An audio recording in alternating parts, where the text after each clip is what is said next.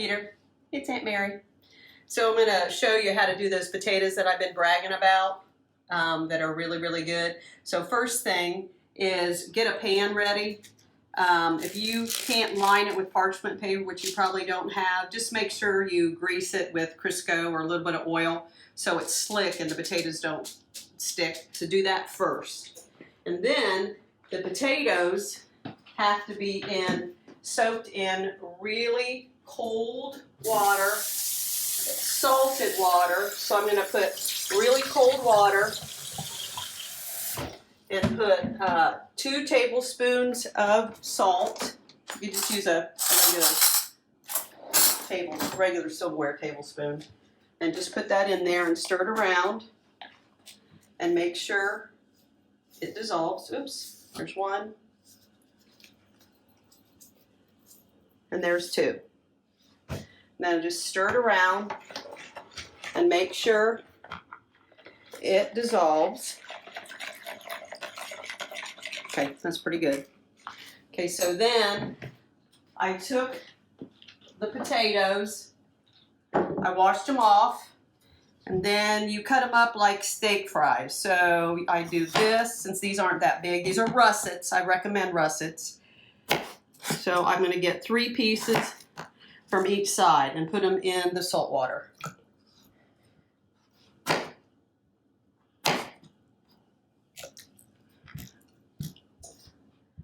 And you are to leave them in the salt water for approximately 20 minutes. And when I get done cutting, I'm going to put some cold water on top. That'll keep the potatoes cold, but also the ice doesn't melt. Actually, it'll be amazing when you take all these out. The ice water will still it'll still be icy. Okay, so I'm gonna give this a stir again. Make sure they all get in there really good.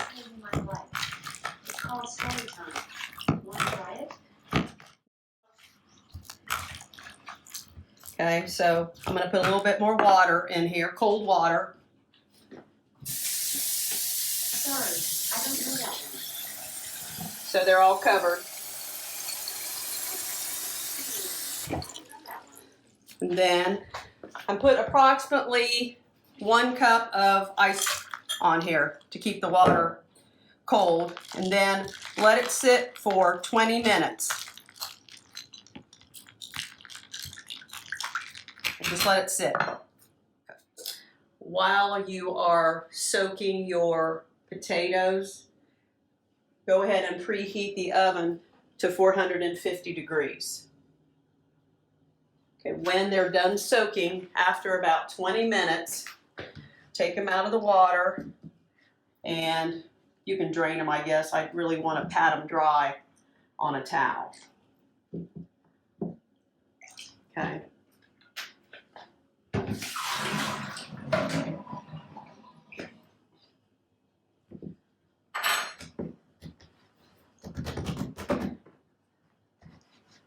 As dry as you can. Then I'm going to put them in a bowl.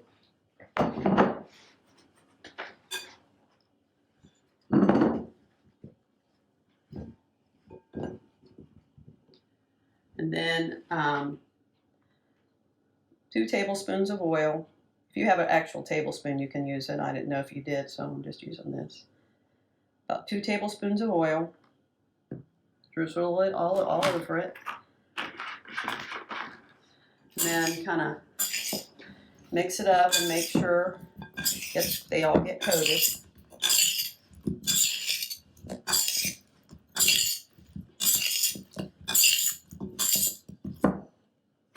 And then look at Grandma's bread, coconut this week. Okay, so then I just lay them out on the pan. And I just had, my russets happen to be pretty small. Usually they're bigger than that, so, you know, size doesn't matter in this particular case.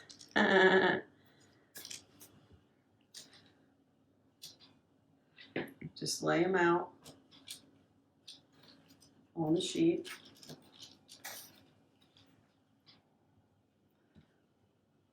I try to actually lay them, sit them up on the, if you notice, you didn't have to peel them. Just make sure you clean them so the peels aren't, you know, dirty, because russet potatoes are from the ground and they're pretty dirty. I probably should have cut that a little more, but it's okay. And then I'm going to try to lay them all out like this. Yeah, that's too thin. That one's going to have to lay to the side.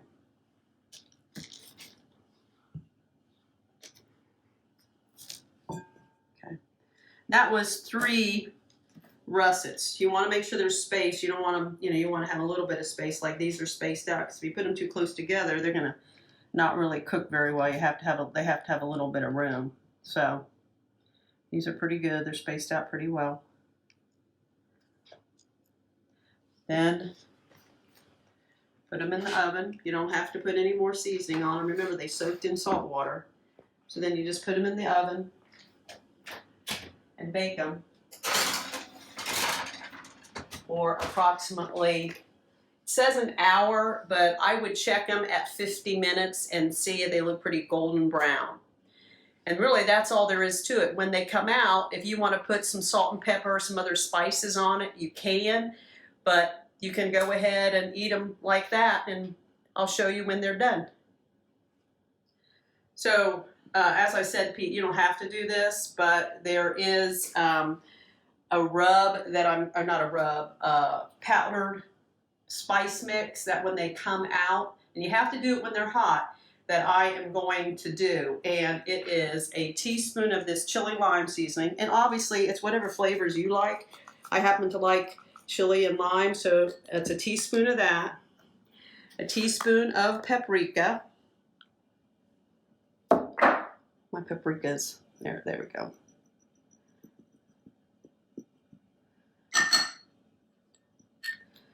Okay, or approximately. Obviously mine's kind of stuck. And I'm going to put a teaspoon of onion powder, maybe a little shy of a teaspoon, and a teaspoon of garlic. You know, obviously it's to your taste, so it's really up to you.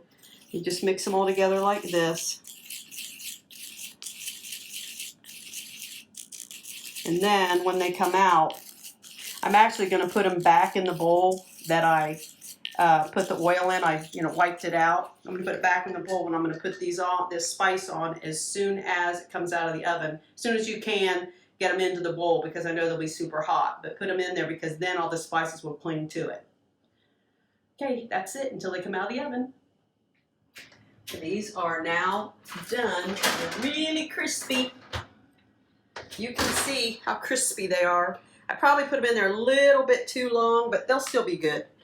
So I'm going to attempt to put them in this bowl. Be careful. They're very hot. And then I have this spice mix that I made up, and I'm going to sprinkle it on there right away.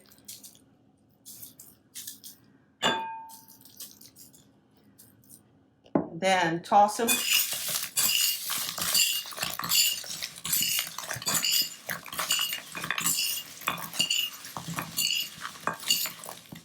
And there you have them.